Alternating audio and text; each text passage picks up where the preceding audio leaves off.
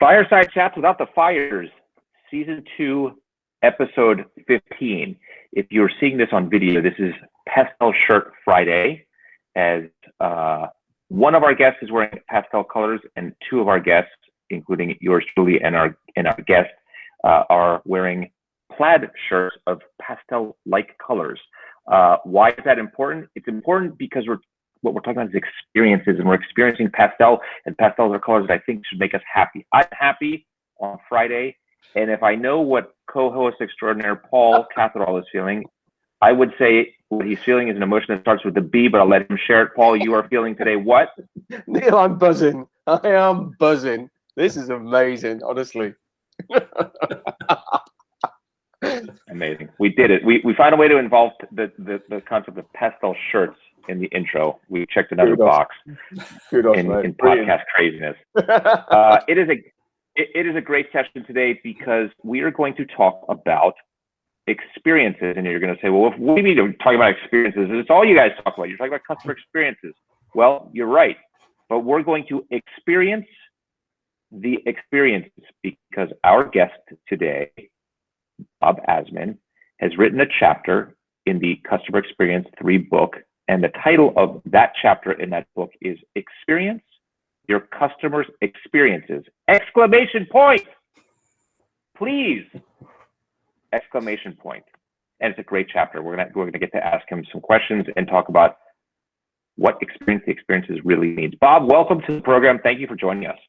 Glad to be here. Thanks for inviting me to join this crazy Pastel Friday podcast. Exactly. It's all about buzzing and pastels and stuff. By the way, we have fun on this podcast. There's lots of podcasts out there. This is maybe the only one where we talk about pastels, etc. Let's jump right into it. So for those that are not yet familiar with Bob Azman's work, I want to share with you and put on your seatbelts for this one, because there's a lot of really great, deep experience in customer experience in Bob's background. Bob is the Chief Customer Officer and Chief Experience Consultant at Innovative CX Solutions. But that's not all he's done. He was the Vice President of Customer Experience, Americas and Global at Carlson Wagonlit Travel. He was the Customer Experience Officer at Avtech Solutions, Yay, Minnesota.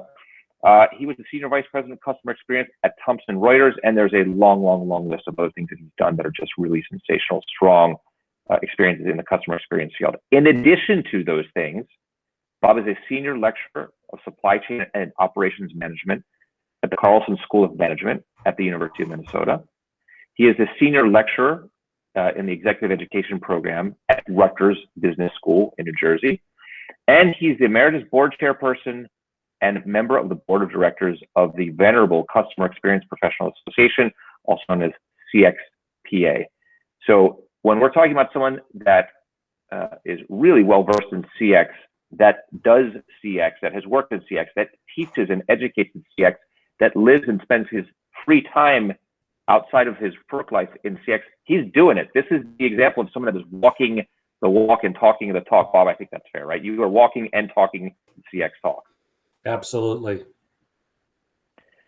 Again, welcome to the program. We're excited to talk about your chapter in the Customer Experience 3 book. We've had several guests thus far previously that have contributed chapters to that book, and we have many more guests to come as well that have contributed to the book. What a great collection of stories, not stories, forgive me, of lessons, of teachings, of experiences in this burgeoning industry.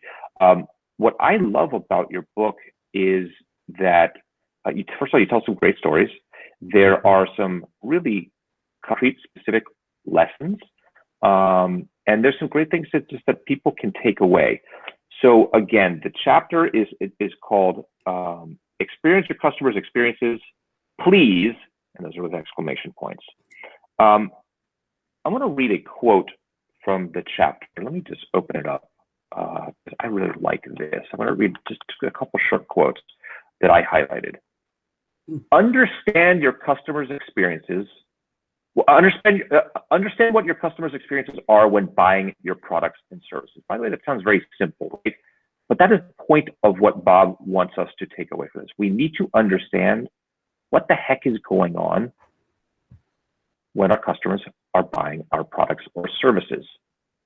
There's another recommendation that he shares. I'm going to also a quote. Here's a better idea, he says. Recreate the client experience by following an order through your plant. This comes from an article from the Harvard Business Review that is now considered, I think it's called, what is it? It's a classic, I think we said, right, Bob? Correct, it's a classic. The article is entitled, let me pull it back up, Staple Yourself to an Order. And by the way, it is recommended by Bob in the chapter to read that article. So I followed it, I read the article, and it was a great compliment to this chapter. Some really great things in here about following our customers' experiences. Bob, share just a little bit what this exactly means. Give us kind of the Cliff Notes version of what you really are implying here when we talk about this. Well, I think that the short version of what we're talking about is, how do you know what your customer experience is without buying your own products and services? I mean, that's in a nutshell.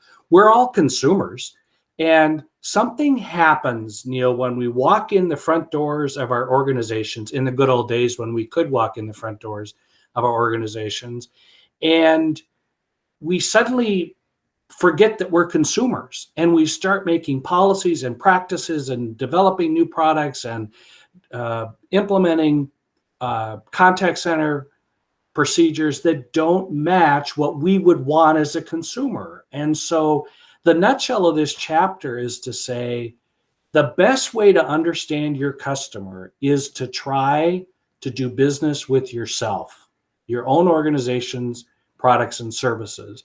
Are you easy to do business with? That's the bottom line of this chapter. Think about stapling yourself to the order, right? By the way, Right. So the article, I think it was 2004. I mean, we still had, apps, I think, were being built then. I mean, it's clearly a different world then, but just think of yourself stapling. It's sort of a very analog word these days, stapling. I loved it. But Right. that part aside, you refer to what the article talks about is the order management cycle. And I love that. You got to get into the kind of the logistics, the part of the supply chain. What's happening once someone hits submit on the purchase, what takes place every second thereafter until the order is fulfilled, and even then post service, right? That's what this is really referring to.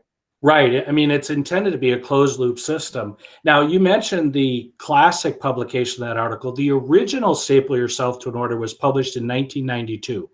So, the internet was barely on the scene. We didn't know the term customer experience. We were heading into a process reengineering phase with Michael Hammer. But what this article really does is it says, go through every step in your order management process. Now, I was presenting this a number of years ago in a conference, and someone in the back of the room raised their hand, and he said, I work for Caterpillar or one of the big manufacturing organizations like that. And he said, what do you expect me to do? Build a bulldozer just to see what it's like to do business with us? And you guys don't know me that well right now, but you can guess what my answer was. It was, yeah. And by the way, why don't you, instead of just building one for the sake of building one, why don't you go grab the arm of the customer that placed that order and bring them to your facility and walk them through your order management cycle as their bulldozer is being made?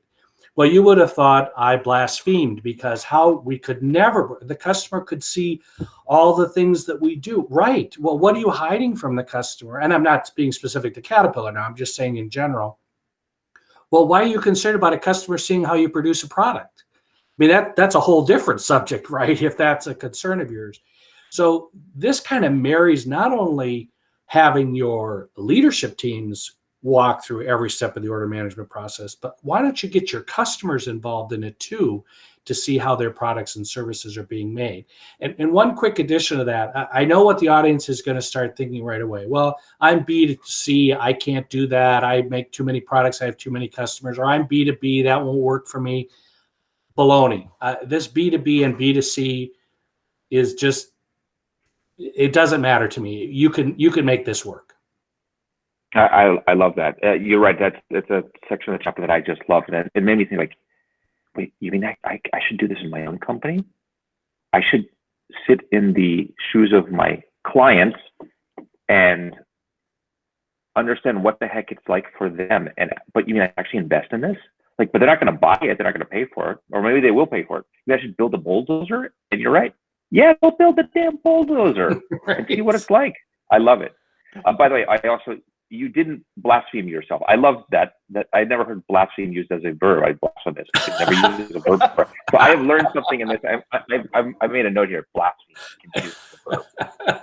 Love that one. Thank you for I don't that. know. We were into B words, buzzing, blaspheme. I just Exactly. I love it. Blaspheme. Loved it. So we all know that the customer experience world is just exploding. There's so much activity. There's hiring. There's creation of these jobs called customer experience officer. The whole concept of experience is now so much more important to our organizations before. Customer experience is also just it's such a broad field. It includes so many different things. One thing that I really like about your book is that you kind of break many, if not all of those things down and offer an approach how one by one we can start to understand the experience of our customers. Could you help walk us through what a few of the most important lessons are? Where do we get started? What should we look at when trying to put ourselves in the experience of our customers? So I want to go back to the overall umbrella intent of this is to be easy to do business with. And sometimes that's kind of a flippant term, well, of course we're easy to do business with, but I think if you start with that premise and then begin stepping through every component of not only the order management system, but how does a prospect come into your organization? How do they decide to buy? What happens when they do buy? And what's the closed loop, if you will, of information that you get? I think you then have a lens that you can look at to say, well, that isn't very easy to do business with, or why do we do that? And should we make it easier for the customer in this step in the process, or that step works? I mean, we always kind of look at this with a negative lens sometimes about, well, things are broken, we got to fix them. Well, there are things that got you where you are today as a successful company, so don't throw those out. Affirm that those are the things that are working, and then look at the things that are not. And the most important aspect of going through what I'm suggesting with Experience Your Experience is the closed loop. Once you've done this, if you say, oh, that was a nice experience, what's next on the calendar? Then don't do it. Take those learnings and then drive it back into every department within the organization and say, just what I said, affirm a strength, identify an opportunity for improvement, do the improvement, follow the order through again. Are we easier to do business with? Neil and Paul, what just baffles my mind is when I call to order a product, to get information, and you go through endless interactive voice response units, or you don't get the information you need, or the links don't work, or the promotion. I mean, the list, I put it in my book, all the different things that go wrong. How, as a person that's running that organization, can you possibly believe a customer is interested in doing business with you if you don't understand the mess that you've created in trying to process an order? All for good reasons, right? At least in the mind of the leadership, it's for good reasons. But the customer says, all I want to do is order a product. Why do you make it so difficult? Take that information, drive it back into the organization, and make improvements. That's where this process has the most benefit. As you're saying this, two things are occurring to me. So number one is I love the examples in the book of how many times, if you were to actually test your own website, are you going to, when you click on links, you're going to get the 404 error message, right? Or the other example you give, which I love, is the 9 different menus and submenus in your IVR just to get to a simple process initiated. Yeah, we're so far removed from understanding those stuff if we don't test our own stuff, right? Right. And no offense to our outstanding technology partners in this space, but these things break. And you've got to be monitoring them on a regular basis. And the customer shouldn't be telling you, by the way, when I pressed 1 for sales, I got credit, I was routed to the wrong place. The customer shouldn't be telling you that. You should know that.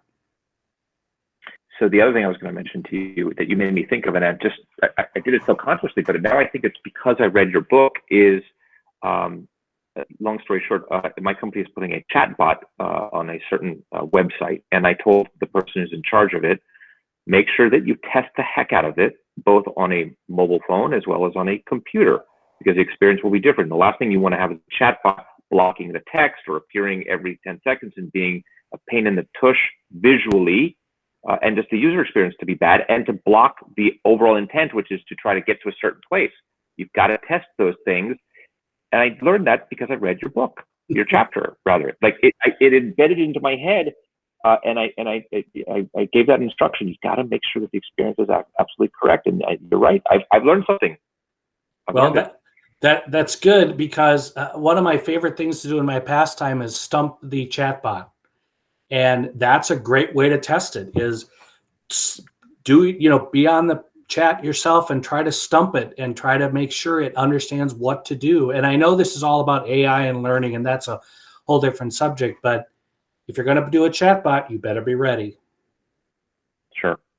So as part of the staple yourself to the order concept, I think some would refer to that as mystery shopper or secret shopper. There's also a TV show, I forget what the TV show was called, where the CEO disguised him or herself as a customer, as an employee, or whatever it was. What was it called? I don't know what the name of that show was. Undercover Boss. Undercover Boss. That's it. Undercover Boss. So like, I think the concept is kind of the same. It's really going in underneath and trying to discover what's there. What companies that you're aware of actually do this, do it successfully? Are there any examples you could point to that that whether it's the CEO or it's the chief customer officer or somebody who cares about the customer that's actually doing these activities? Well, I can tell you that let me make one comment about your comparison to mystery shopping. I think the biggest difference here is we want this to be a very visible process. As we mentioned at the beginning, we want it to be visible to customers. We want it to be visible to leadership. We want it to be visible in the organization. We don't want it hidden. I'm familiar with mystery shopping. There may be value there, but what we want is highly visible, because we want to raise up the visibility of the experience within the organization. So I'll give you one example. At Thomson Reuters, we started a process, and to my knowledge, they still continue this, of having leadership and employees from across the company interact with customers. So to the extent that it's permitted, where they could listen to recordings, they could look at the products, they could talk to product managers, they could look at how orders were processed or produced, and we would have these customer fairs a couple of times a year that were open to everybody. They could come in, they could follow the order through the process, so to speak, and really experience what was happening. And the comment I hear oftentimes is, I'm in the back office, I don't impact the customer experience, or I'm not the salesperson, I can't possibly. That is so wrong. That is so wrong.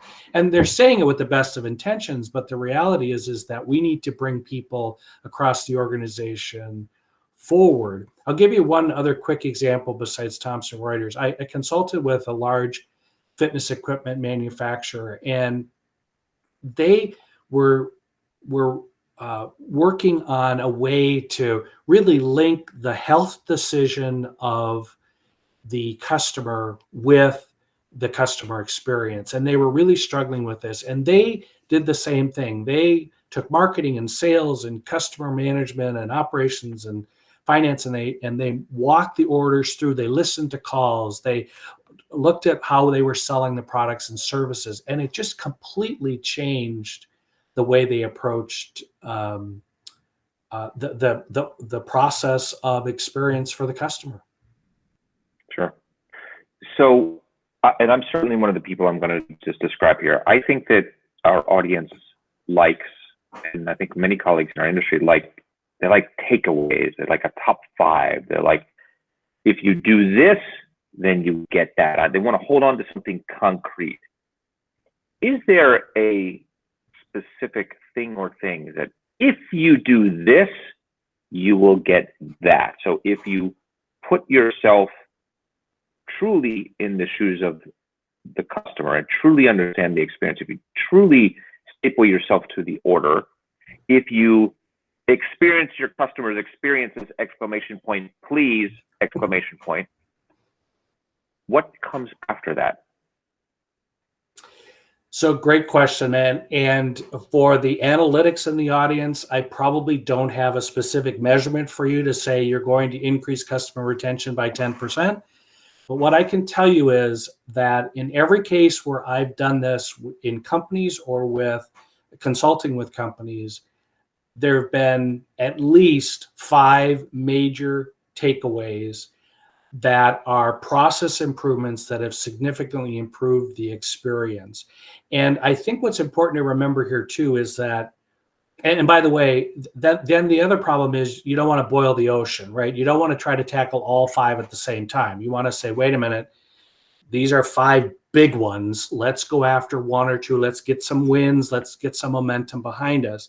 But you will see a change, and you will see a change in retention. You'll see a change in satisfaction. But here's the kicker for me is I'm kind of tired of companies totally focused on NPS or CSAT or whatever it is. One metric. We have to move this metric. We have to move this metric.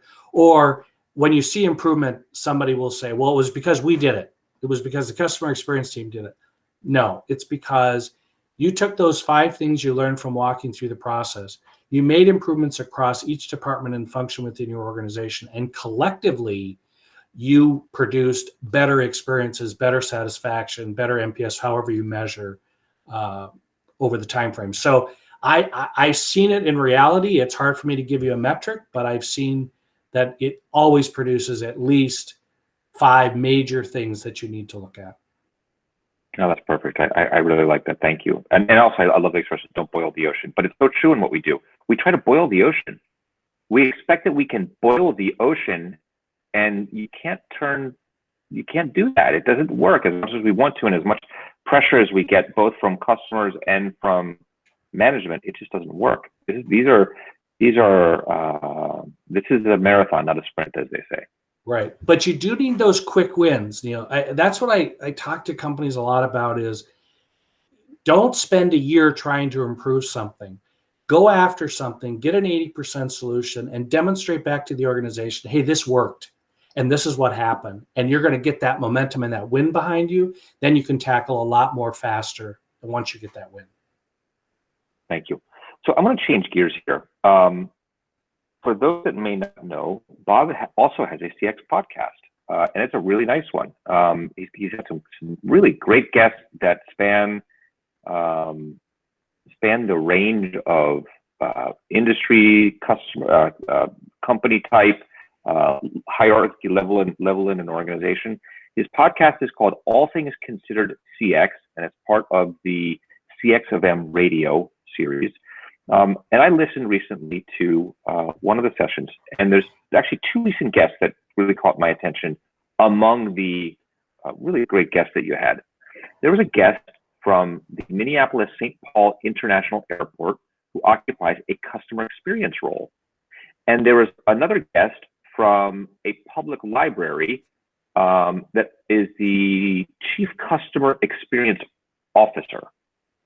You mean to tell me that the government, that the public sector that operates airports and libraries now has customer experience profiles working in these organizations? That's an incredible comment about the explosive nature of customer experience. Here's where I'm going with this. A, audience, check out the podcast. But B, I want to ask you, Bob, where do you see the overall customer experience field going? Is the explosive growth in the field just going to continue? Or are we going to see somehow the name evolve, the focus evolve? Where do you see this industry going? So a couple of thoughts come to mind about where the industry is going. And one is that we have to do a better job of defining customer experience as a profession. And there are plenty of examples right now where everybody's being called a customer experience specialist. And they might be in sales, they might be in customer service, they might be in marketing. And yet there is a profession called customer experience. And there are a lot of very qualified professionals whose job it is to deliver a better experience within the organization, to lead that effort, to prompt others to participate in the process of improving the experience. So I think so the good news is everybody's talking about customer experience. The not so good news is I think we need to focus in on a profession as what are the key jobs within an organization that are necessary to help drive experience across the functions. So 2 quick comments around that. When the pandemic hit, we saw a lot of organizations furlough customer experience professionals as if it was a travel that could be controlled or advertising expense that was discretionary expense. And at the same time, there were some organizations who said, now more than ever, we have to invest in the customer experience. And so when we come out of this pandemic, customers will remember that we were with them hand in hand, walking through the pandemic with them. And I heard this in 2008 in the financial crisis, similar situations where companies said, we're not going to cut experience, we're going to invest in experience. As difficult as it might be, we have to do this. And so I think what we're seeing now is the companies that did that are going to emerge much stronger than they were before the pandemic. And those that chose to use a banner on their website that said, because of the pandemic, we can't deliver a good service to you, are going to suffer from that. So I think the profession stands on a precipice right now where we can say, we're emerging from this pandemic. The CX professionals can now help drive the experience going forward in a different world than we had, whatever it is, 17 or 18 months ago. So bottom line for me is the profession is really in a position well to take the lead and to prove the reasons why investing makes sense. And the second part of that is, I think we need more focus that this is a profession. Not everybody's a marketing professional. Not everybody's a CX professional. And we need to focus the profession. I love this. It makes me want to take a seat in one of your classrooms, whether it be Minnesota or Rutgers. By the way, Big Ten connection. You are a professor at 2 Big Ten universities, for those that follow college athletics in the U.S. 2 Big Ten universities. That's interesting. Well, this is great. Thank you. I want us to move to the final third of our session today, where we'd like to ask our guests 3 questions. First question is, and I look forward to the response here. This is going to be a great one because I think you're going to take a different, unexpected angle here. A CX myth. Pick one and bust it. You need to do a journey map in order to have an effective CX strategy. Now, I know. Whoa. That's strong. And I know I've just offended many of my colleagues in the profession who probably will never talk to me again.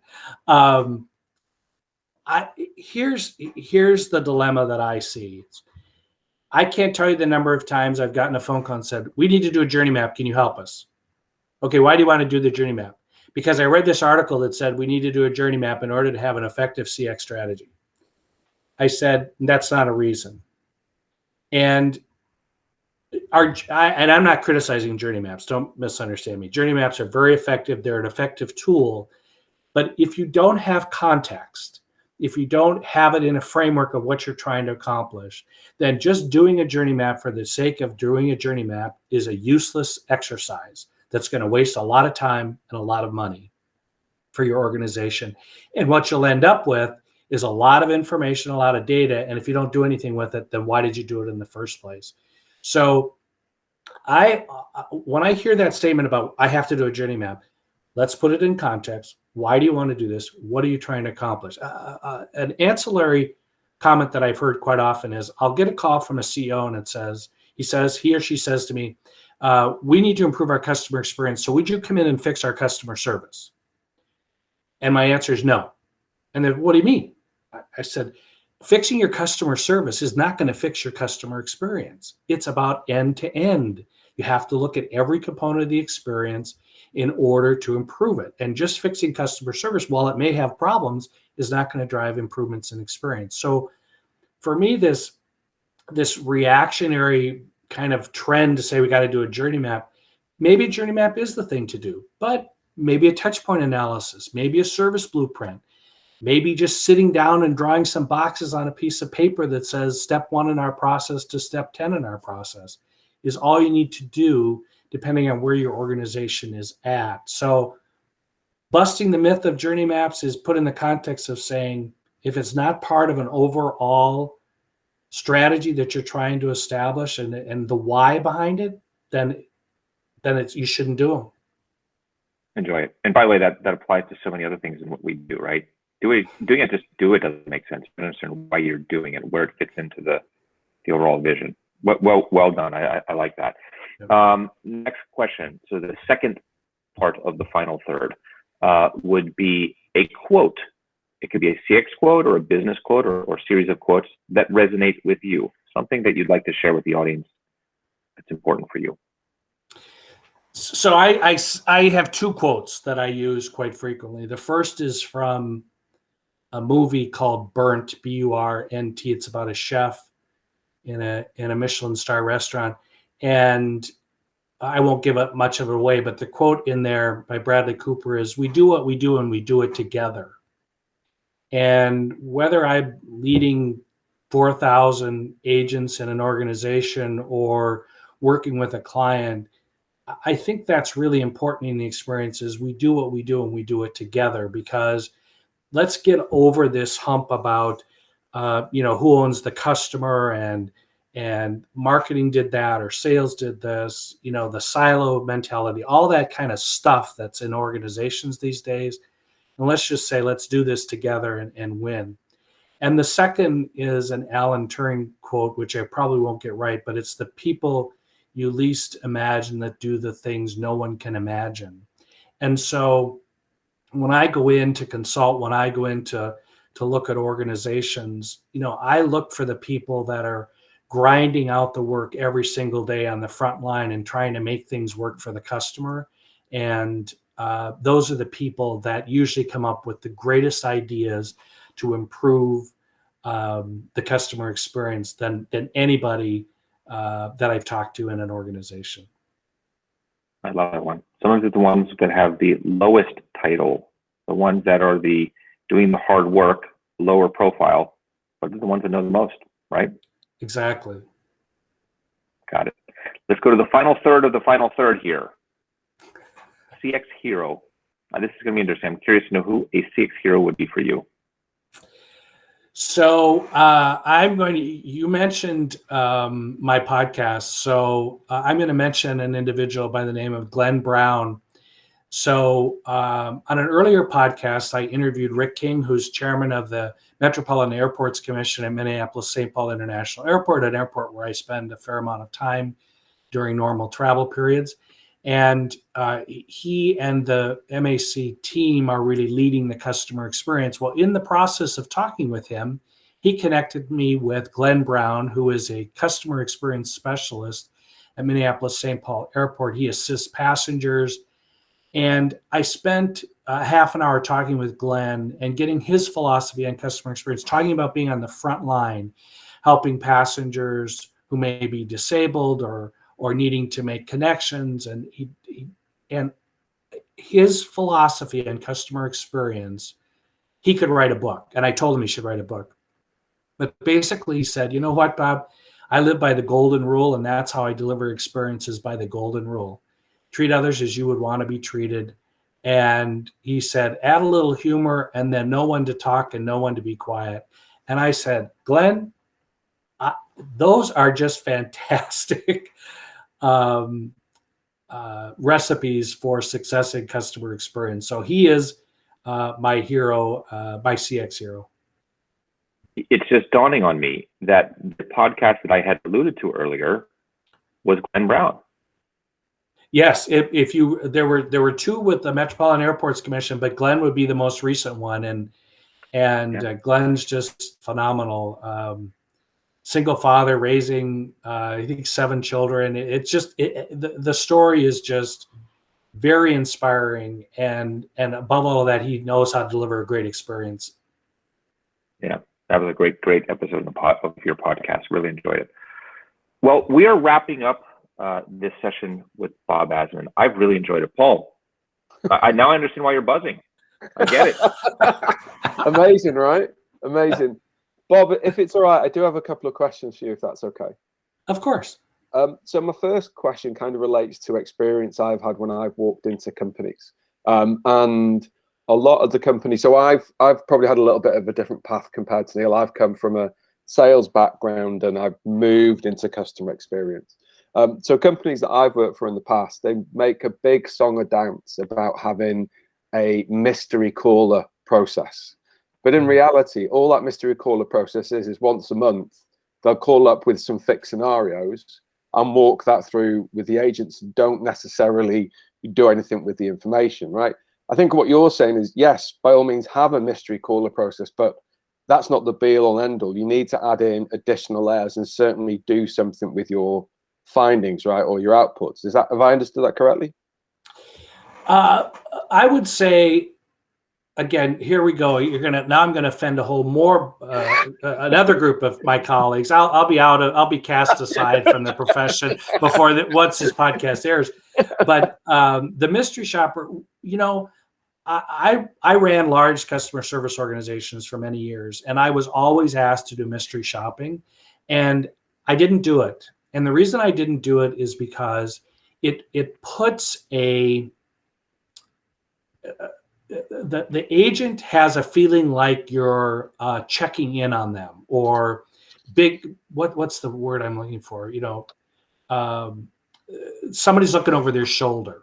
It's like an exam, right? It's like an exam. Yeah, right, yeah, right. And which is the gotcha call, right? And so yes. I never liked that approach. Okay. And instead, what I suggested is, why don't we, listen to calls with the agent together in the room. Let's talk through what went well, what didn't. Don't have everything be tied to how fast are you getting off the phone. And so we're going down a contact center route. But when you're talking about moving from transactions to relationships, that's what you're talking about, is giving the agent the authority to do their job to create that relationship. And consequently, I don't think you need the mystery shopper if you've built a culture that allows that agent to do what they think is best on behalf of the customer and the company. Yeah, no, that makes sense. No, I agree. I think a collaborative approach rather than a gotcha approach certainly works, right? Is a better way to go. My last question is related to what you were talking about. The kind of theme that I've picked up is that, Neil, it's something we've heard from a few guests now, and I wonder if this is a result of the pandemic or the situation we kind of found ourselves in, was that everybody has, regardless of your position in the company, everybody has a little bit of ownership on the whole customer journey, whether that's experience, whether that's service, whatever it is.